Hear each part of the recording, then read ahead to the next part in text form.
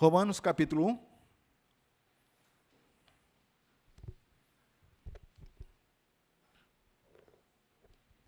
Romanos 1, nós leremos os versículos de 1 até 7.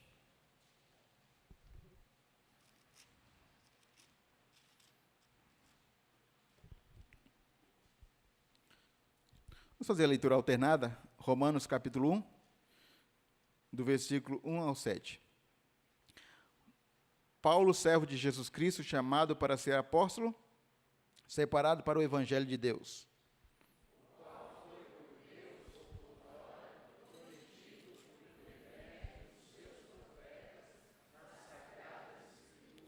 Com respeito a seu filho, o qual, segundo a carne, veio da descendência de Davi.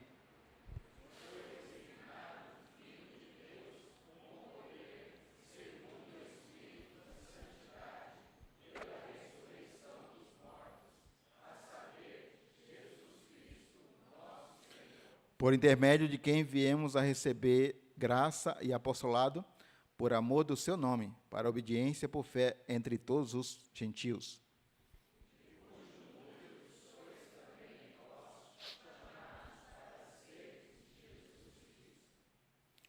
A todos os amados de Deus, que estais em Roma, chamados para ser de santos, graça a vós outros e paz da parte de Deus, nosso Pai e do Senhor Jesus Cristo. Irmãos, estamos no auge das comemorações dos 500 anos da Reforma Protestante do século XVI. E, como nós bem sabemos, foi no dia 31 de outubro de 1517 que Martinho Lutero fixou as 95 teses na Catedral de Wittenberg, na Alemanha, data que passou a ser considerada o início do movimento que abalou a Europa e o mundo, não somente na área religiosa, mas também na área social, econômica e política. Uma das principais ênfases da reforma foi uma volta para a Bíblia, para a palavra de Deus, e mais especificamente uma volta para o Evangelho de Cristo, para o Evangelho de Cristo. E foi a justificação pela fé no Evangelho, mediante a graça de Deus, que tocou o coração de Lutero quando ele leu Romanos capítulo 1, 16 e 17. Podemos dizer que em Romanos, o apóstolo Paulo fala primeiramente do Evangelho que ele creu, que ele recebeu, creu, que ele estava vivendo e que ele queria pregar lá na Espanha. Por isso ele escreveu essa carta pedindo o apoio da igreja de Roma para levar esse evangelho que ele recebeu através de Jesus Cristo, que ele creu, que ele estava vivendo e pregando. E ele queria pregar, era a visão dele de pregar onde não fora pregado o evangelho, e ele queria o apoio da igreja de Roma para levar o evangelho adiante. É por isso que ele fala no livro de Romanos, essencialmente sobre o evangelho. Esse evangelho que tem no começo um caráter de má notícia. E qual que é a má notícia do evangelho? Paulo fala dessa má notícia no capítulo 1, 2 e 3. A má notícia é que tanto judeus quanto gentios estão debaixo da ira de Deus, estão condenados porque são pecadores e merecem a condenação, a morte, o inferno. Todas as pessoas, independente da raça, da etnia, eles são pecadores e o salário do pecado é a morte. Mas o evangelho é boa notícia. A boa notícia é que tanto judeus quanto gentios, ou seja, todas as pessoas, podem ser alcançados pela graça no evangelho, mediante a fé em Cristo. Através de Cristo, do evangelho de Cristo, tanto os judeus quanto os gentios podem ser justificados, podem ser aceitos diante de Deus, não pelos seus méritos, pelos seus esforços, mas pela graça de Deus revelada no evangelho de Cristo Jesus. A gente vê isso de 4 a 11. E esse evangelho, que é gracioso, ele requer uma resposta. E Paulo fala dessa resposta no capítulo 12 até o 16, que aquele que entende e que crê no evangelho e que recebe esse evangelho e é alcançado pelo evangelho, ele tem uma maneira de viver. Aí Paulo fala que nós devemos agora apresentar a Deus nossos corpos como sacrifício vivo, santo e agradável a Deus. É a resposta, é a maneira de viver do evangelho de Cristo Jesus. Então, Paulo está falando do evangelho em Romanos. E nesse texto não é diferente. No capítulo 1, do versículo 1 até o 7, o texto que nós lemos, Paulo está falando do Evangelho. E nós vemos nesse texto aqui questões importantes acerca do Evangelho. E aí, a primeira questão importante acerca do Evangelho, que ele é o Evangelho de Deus. Versículo 1 e 2, Paulo fala: Paulo, servo de Jesus Cristo, chamado para ser apóstolo, separado para o Evangelho de Deus, o qual foi por Deus, outrora prometido por intermédio dos seus profetas nas Sagradas Escrituras. É o Evangelho de Deus revelado nas Sagradas Escrituras. Esse é o Evangelho que Paulo está falando, o Evangelho de Deus. Então, o Evangelho não é o Evangelho do apóstolo Paulo, não é o Evangelho da igreja, o Evangelho do mundo, ele é o Evangelho de Deus. A sua origem é divina, ele começou no coração de Deus. O apóstolo Paulo diz que ele é servo de Cristo, ele é separado, é chamado por Deus para pregar o Evangelho, que é o Evangelho de Deus. Foi Deus quem planejou a salvação do homem através do seu Filho Jesus Cristo, conforme foi prometido nas Sagradas Escrituras. Portanto, o Evangelho, queridos, não é o caminho do homem para Deus, mas o caminho de Deus para o homem. Foi Deus que planejou tudo isso. Se ele procede de Deus, ele é puro. Ele é poderoso, como nós vemos no versículo 16, é o poder de Deus. E ele vai cumprir de fato o seu propósito, que é a salvação de todo que nele crê. Porque é o Evangelho de Deus. É o Evangelho de Deus. Aquilo que é impossível aos homens, Deus tornou possível por causa do Evangelho. Por causa do Evangelho, que é o seu Evangelho. O poder de Deus para a salvação de todo que nele crê. Como ele tem origem em Deus, é o Evangelho que é supracultural. Ou seja, que ele está acima de todas as culturas, que ele julga todas as culturas. É o Evangelho que é multicultural, ou seja, é para todas as culturas, de todos os lugares, de todos os povos. E ele é intercultural porque é para ser vivido por todas as culturas, e essas culturas são chamadas para viver o Evangelho em Cristo, e assim serem um em Cristo Jesus. E esse Evangelho, que é o Evangelho de Deus, é um Evangelho também, e tem seu aspecto cultural, porque ele é um Evangelho para ser vivido dentro de uma cultura. E Cristo encarnou, viveu o Evangelho em uma cultura. Ele pode ser visto, pode ser encarnado, e ele é para ser encarnado nas culturas do mundo.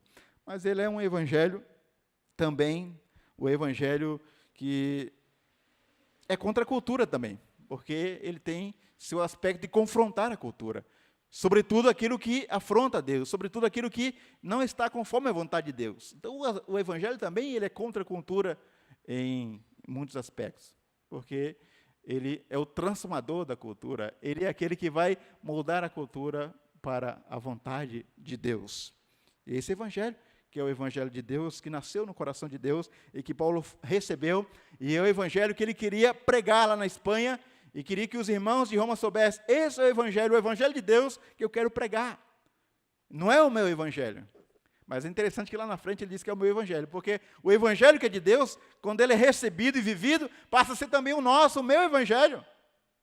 Mas para você dizer que o Evangelho de Deus é o seu Evangelho, é o meu Evangelho, aí tem que ter coragem. Coragem não pela sua força, mas pela graça de Deus, e você viver e encarnar esse Evangelho, e falar também é o meu Evangelho, porque eu recebi, eu aceitei, eu vivo, e quero pregá-lo. É também o meu Evangelho.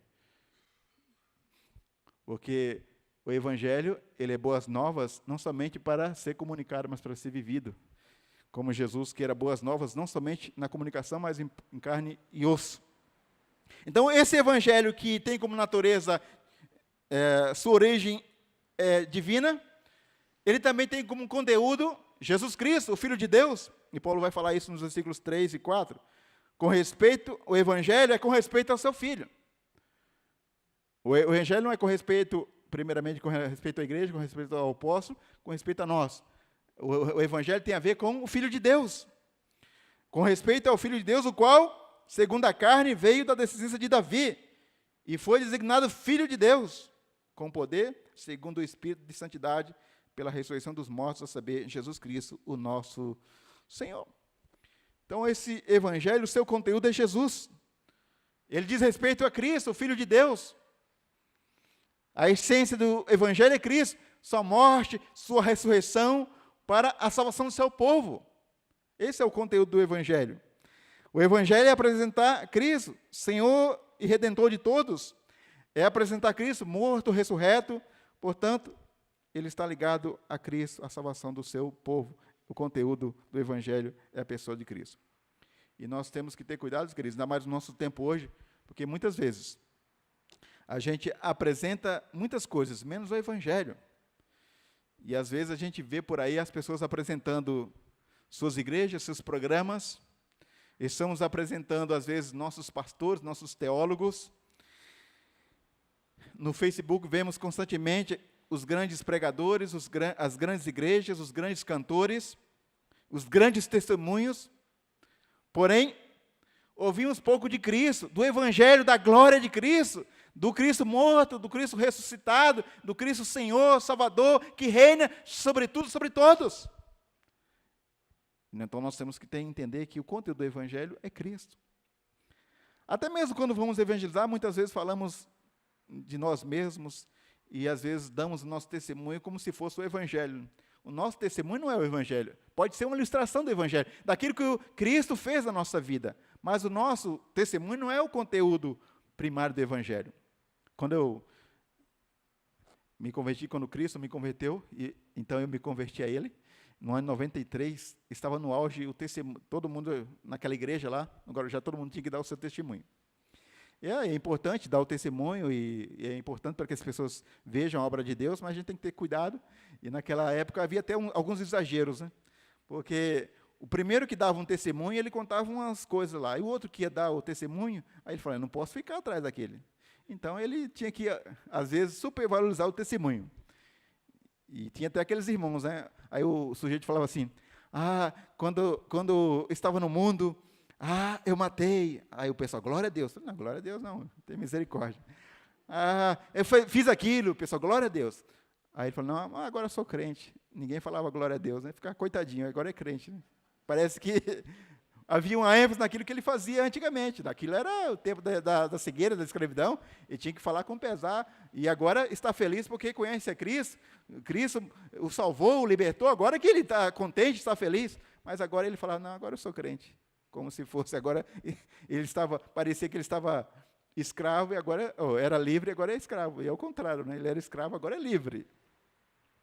Então, havia muito esse testemunho, e o nosso testemunho, aquilo que Cristo tem feito na nossa vida é uma ilustração daquilo que o Evangelho faz, que Cristo faz, quando Ele entra na nossa vida, mas nós temos que entender que o foco da nossa mensagem, da nossa pregação, da nossa vida é Cristo, não é a nossa vida, não é aquilo que nós fazemos, realizamos, é o que Cristo fez, é o seu ministério, é aquilo que quem Cristo é, como Paulo diz aqui, o Cristo morto, ressurreto, Ele que é o conteúdo do Evangelho, nós temos que entender e pregá-lo e anunciá-lo. E a nossa vida pode ser, você quer ver uma ilustração, uma amostra daquilo que Cristo pode fazer na vida de alguém? Ele me alcançou pela sua graça, me transformou e tem me transformado.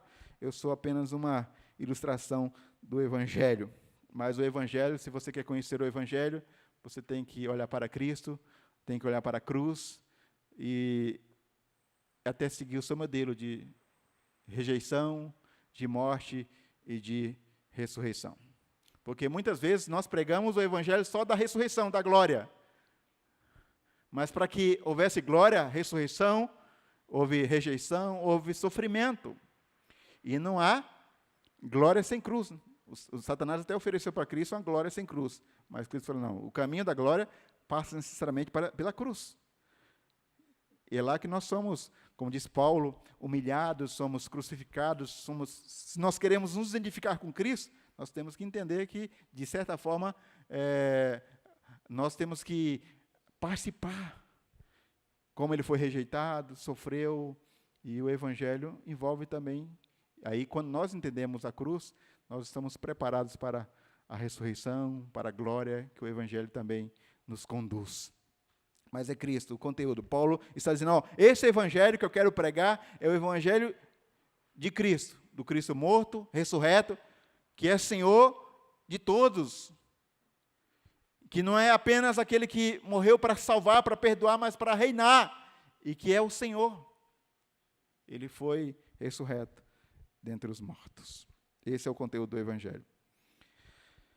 Se alguém lá fora não ouvir do Evangelho, já é uma tristeza, mas dentro da igreja, se ele entrar na igreja e não ouvir o Evangelho, já é um perigo. Então nós, pregadores, nós, músicos, nós que escrevemos boletim, temos que analisar o que estamos comunicando. As pessoas têm tido acesso a Cristo, ao seu Evangelho, ou elas têm entrado e têm saído sem conhecer quem é Cristo, qual é o conteúdo do Evangelho. Nós temos que entender essas questões ao escrever, ao pregar e focar em Cristo no seu Evangelho, porque é o Evangelho que transforma. Foi a redescoberta do Evangelho que trouxe um grande movimento, um grande despertamento na época da Reforma e na história. É assim.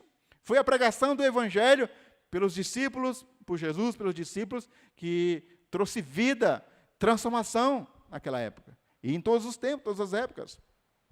É o Evangelho que tem poder para transformar, é o poder de Deus. Então, a natureza do Evangelho é Deus, o conteúdo é Cristo, mas o resultado do Evangelho, Paulo fala ainda, que é a transformação da nossa vida, é a santificação. Veja aí nos versículos 6 e 7. E ele diz no versículo 5, por intermédio de quem viemos a receber graça. Então, o Evangelho é o Evangelho da graça que nos alcança. E aí ele fala, para obediência por fé entre todos os gentios, de cujo número sois também vós, chamados para serdes de Jesus Cristo. A todos os amados de Deus que estáis em Roma, chamados para serdes santos. Graça a vós outros e paz da parte de Deus, nosso Pai, e do nosso Senhor Jesus Cristo. Veja, Paulo fala que esse é o Evangelho da graça. Pela graça, Paulo foi alcançado, foi chamado para ser apóstolo, e aí ele fala do seu ministério para promover fé, obediência entre os gentios. E aí ele escreve aos Romanos, chama eles de santos, foram pessoas que foram separadas por Deus e para Deus. Então o Evangelho, ele, de fato, o seu resultado é a transformação, é a santificação daqueles que são alcançados pelo Evangelho. Pela graça de Deus, Deus usa o Evangelho para perdoar o pecador, para reconciliar o pecador com Deus, dando-lhe salvação, vida eterna. E aquele que estava condenado à morte, agora tem comunhão com Deus, tem a graça de ser aceito diante de Deus. O Evangelho é esse poder de Deus para a salvação de todo que lhe crê. E Paulo diz que, porque o salário do pecado é morte, mas o dom gratuito de Deus é a vida eterna. Deus nos salva no Evangelho. E pela sua graça, nós somos chamados a uma vida de fé, de obediência. Paulo fala isso no versículo 5. Então, o Evangelho transforma a nossa maneira de crer, de pensar, ele afeta a nossa mente, nosso coração, nossa vontade, ele atinge nosso ser por inteiro. Ele muda a nossa maneira de enxergar o mundo. O Evangelho não é somente uma mudança de religião, é uma mudança de mentalidade. Como diz o texto grego, é uma metanoia, é uma transformação, é uma conversão, é uma mudança de direção. De alguém que fugia de Deus, que agora vai se voltar para Deus. De alguém que se contentava com o pecado, se alegrava no pecado, agora alguém que vai se alegrar na santificação, porque Deus é santo. E Paulo fala, vocês foram chamados para serem santos. Ele é o Evangelho da graça, mas a graça não é um incentivo ao pecado, é um incentivo à santificação. Paulo vai falar isso no capítulo 6. Porque onde o Evangelho é pregado, sempre haverá aquela acusação. Então vamos pecar mais para que haja mais graça. Aí Paulo diz, não é assim. Como vocês que foram libertos do pecado, vão viver no pecado. Agora vocês estão mortos. Vocês vivem para Deus. O Evangelho colocou vida, vocês estavam mortos, escravos do pecado, mas o Evangelho trouxe vida, os libertou. Agora vocês estão vivos para Deus. E essa vida que vocês têm é uma vida para adorar, para servir, é uma vida de santificação. Então o Evangelho nos transforma. Porque há sempre aquelas pessoas, quando a gente enfatiza a graça, fala, então você está falando muito da graça de Deus, então tudo bem, tranquilo, isso é bom, vamos viver essa graça e ficar nessa vida. Se Deus é gracioso e vai perdoar, então você está nos dando aí um incentivo para a gente, até mesmo, vamos pecar mais para receber mais graça. Mas isso não é o entendimento do Evangelho. Quando a gente recebe a graça, nós somos voltados para Deus, para a sua santidade, sua glória, aí, ao invés de buscar uma vida de pecado, nós vamos buscar uma vida de santidade, porque o nosso Deus é santo.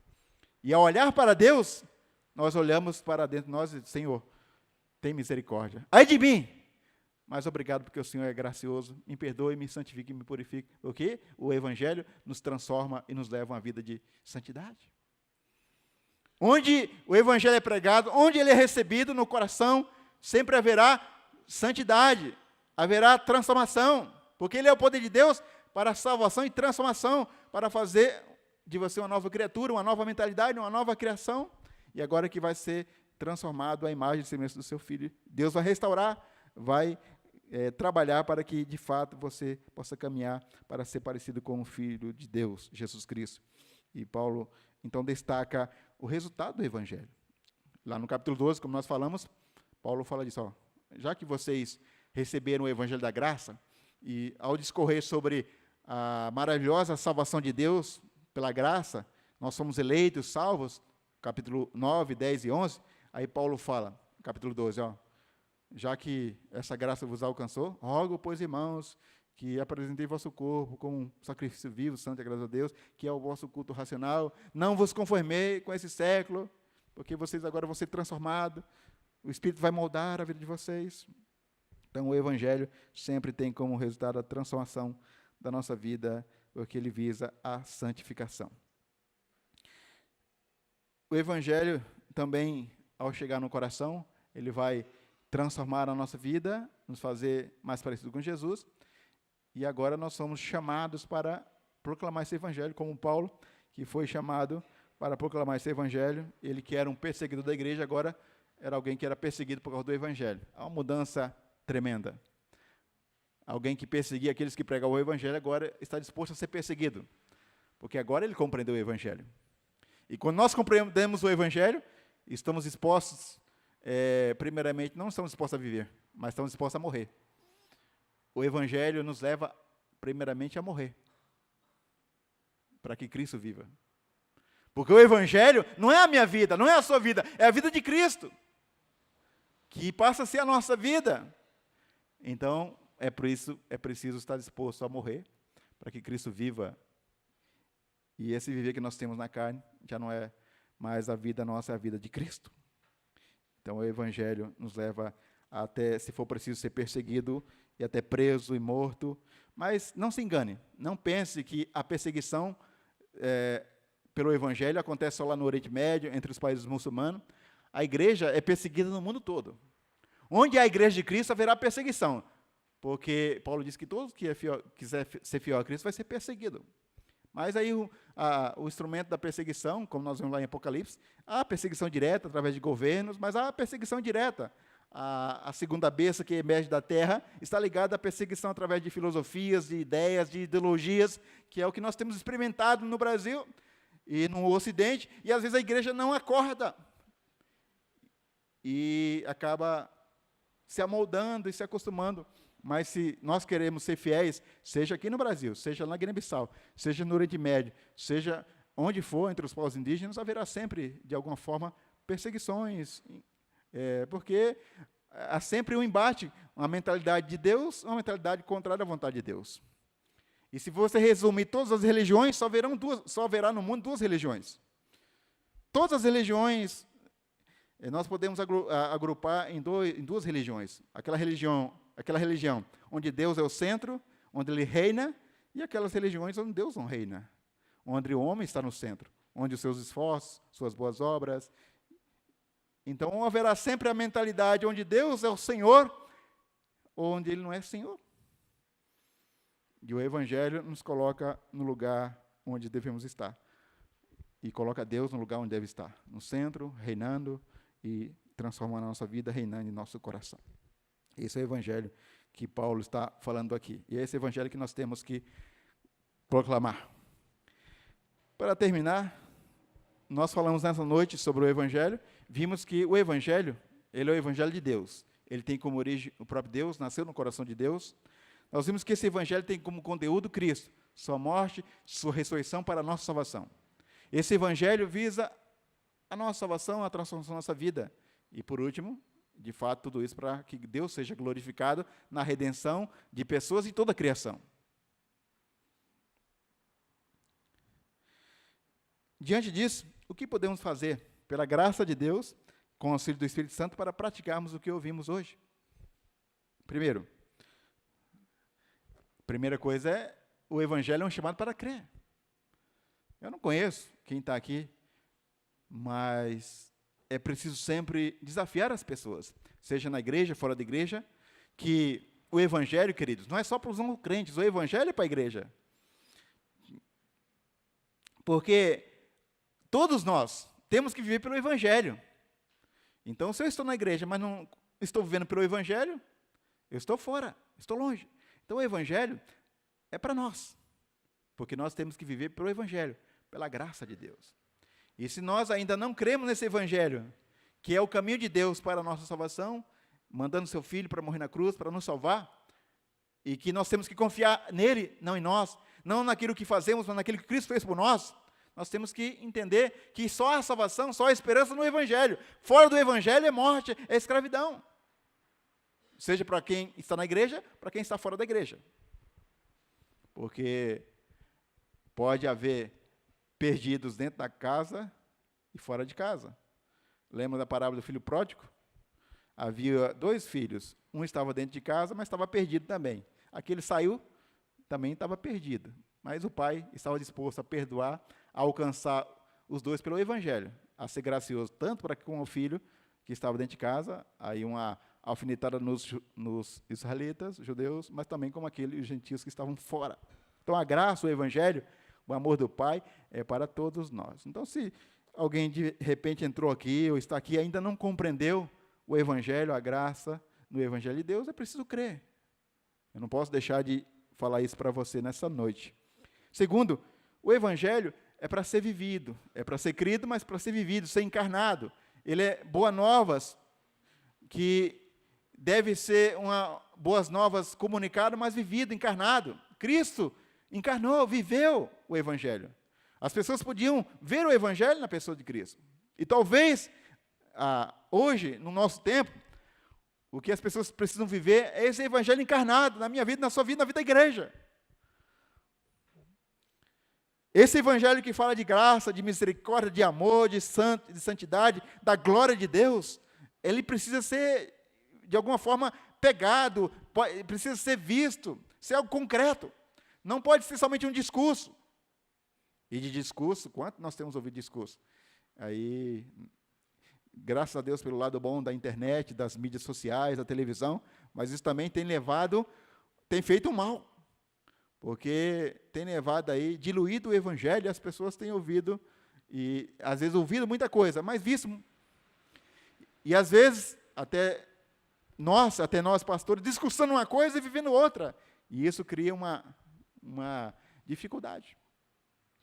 Então nós, queridos, somos chamados a viver. Paulo diz, esse é o meu Evangelho, o Evangelho de Deus é o meu Evangelho, o Evangelho de Cristo é meu Evangelho também. E que seja o seu Evangelho, que a vida de Cristo seja a sua vida.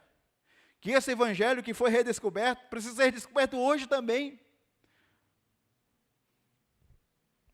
Então, nós temos que viver esse Evangelho, Evangelho da graça de Deus. Terceiro, é preciso ser um cooperador do Evangelho. Como que nós cooperamos com o Evangelho? Orando, além de viver, é orar para que ele seja pregado, dando a nossa vida, sendo um cooperador do Evangelho. Sempre na história da igreja, os avivalistas, os grandes historiadores falam da importância da oração e missões. Sempre há uma temática sobre oração. Deus chama pela pregação do Evangelho.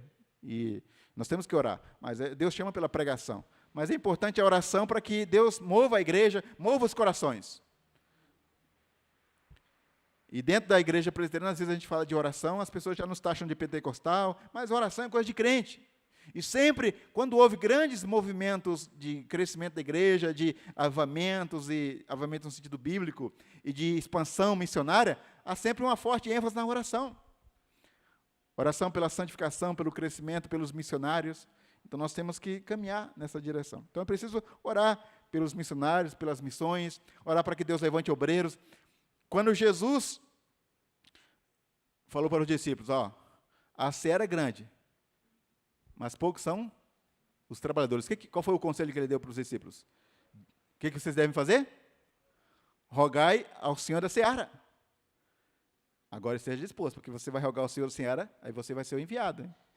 Que no capítulo 10 em diante, quem foi enviado? Foram os que oraram.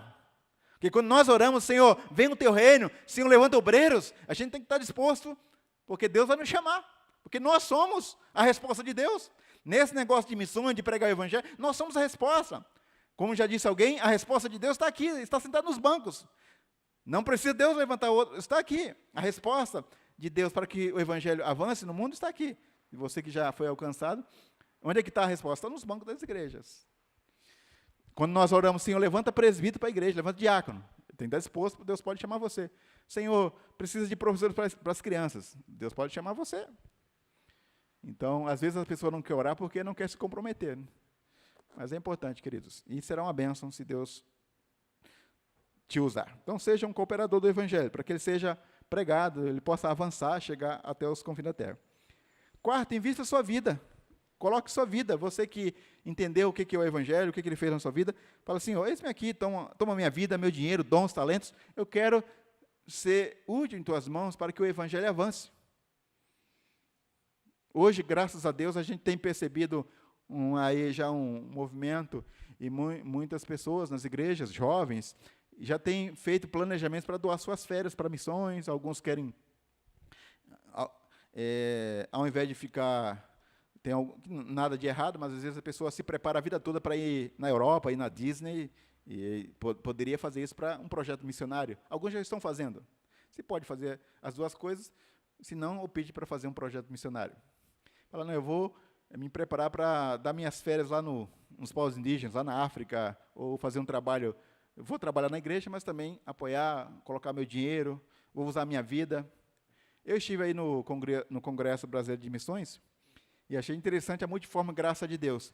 Lá a gente via várias missões, vários ministérios, agências missionárias de diferentes tipos. Aí lá tinha espaço para todo mundo. Se você quiser ser missionário de tempo integral, de forma tradicional como eu, aí tem espaço. Tem a PMT, tem outras agências. Se você quer trabalhar na tradução da Bíblia, com negócios e missões, aí tem uma missão que trabalha com negócios, você abre um negócio, vai fazendo missões. Aí tem uma missão lá que vai com estudantes, tem de todo tipo. É claro que tem umas mais dentro da nossa filosofia, outras nem tanto, mas se alguém quiser hoje fazer missões, eu não quero, vocês são meio tradicionais, dessa maneira e tal, há outras formas. Agora, nós, como os presbiterianos, temos que sondar, ver se, de fato, glorifica a Deus, se é bíblico a maneira que está sendo feita e tal, mas tem muitas coisas boas bíblicas e diferente um pouco daquilo que a gente está acostumado a fazer. Para dizer assim, não me encaixei naquele tipo, naquele perfil, vários estilos aí de trabalhos missionários, tanto dentro do Brasil como fora do Brasil, para vocês, os jovens, sobretudo, entender esse processo de Deus que chama a igreja, não um grupo. Então, todos nós somos chamados e participamos, mesmo estando aqui no Brasil, estamos chamados onde estamos para fazer a obra de Deus avançar e pregar o evangelho. Coloque sua vida à disposição. Eu preguei lá em Volta Redonda, lá na igreja presbiteriana, não na igreja de Volta Redonda, e fiquei feliz, após o culto, um pai chegou para mim e disse, eu vou mandar meus 3 filhos para a Guiné-Bissau. E ele tem que fazer um investimento alto para mandar os 3 filhos para a Guiné-Bissau. Eu quero que eles tenham uma experiência missionária. Eu achei interessante. Tá tendo a visão de investir no reino, de investir na educação espiritual dos seus filhos. Aí, como estava muito próximo, já era essa equipe de voluntários vai em janeiro, e não tinha mais lugar, só tinha lugar para um filho. Aí, dos 3, só vai poder mandar um, porque não tinha mais vaga, já estava completa a equipe, que vai em janeiro agora, na Guiné-Bissau, é liderada por uma dentista lá de Anápolis, e aqueles jovens que quiserem participar desse projeto aqui, aí eu já conversei com a Bárbara, outros jovens aí que quiserem participar desses trabalhos voluntários, médicos, dentistas, professores, que querem fazer ter uma experiência transcultural e servir lá na África. Nós temos uma dentista, Patrícia, presbiteriana, ligada à PMT, que coordena projetos voluntários de férias, sobretudo em janeiro. E então essa jovem lá de Volta Redonda está toda feliz, eu vou lá, mas os meus irmãos não puderam ir porque não tem mais vaga. Eu estava, assim, querendo levar toda a família, né? Então, você vê o agir de Deus, que pode dar a esses jovens, que eles voltar com outra mentalidade. Se não for ser missionário em outro lugar, na sua igreja, vai ser com a sua profissão, vão entender o chamado de Deus, vão servir ao reino. E é importante essa questão. Então, eu quero encerrar dizendo o seguinte, as palavras de Paulo, lá em Atos, capítulo 20, sobre o Evangelho: porém, nada considero a vida preciosa para mim mesmo, contanto que complete a minha carreira e o ministério que recebi do Senhor Jesus, para testemunhar o Evangelho da graça de Deus. Então, queridos, que a nossa vida seja uma vida vivida pelo Evangelho de Cristo Jesus. Esse Evangelho que nos alcançou. Esse Evangelho, queridos, que tem que sempre nos apaixonar. E que esse Evangelho tem que ser sempre pregado ao nosso coração, ao coração das pessoas que não ouvem. Porque o Evangelho é o poder de Deus para os que creem. Pode ser loucura para aqueles que ainda estão nas trevas, mas para nós é o poder de Deus. E nós temos que dizer, como aquele hino, quanto amo a mensagem da cruz. Porque é lá que nós temos vida. É na cruz que nós somos alcançados, redimidos, perdoados, reconciliados por Deus, transformados, mortos e ressuscitados com Cristo.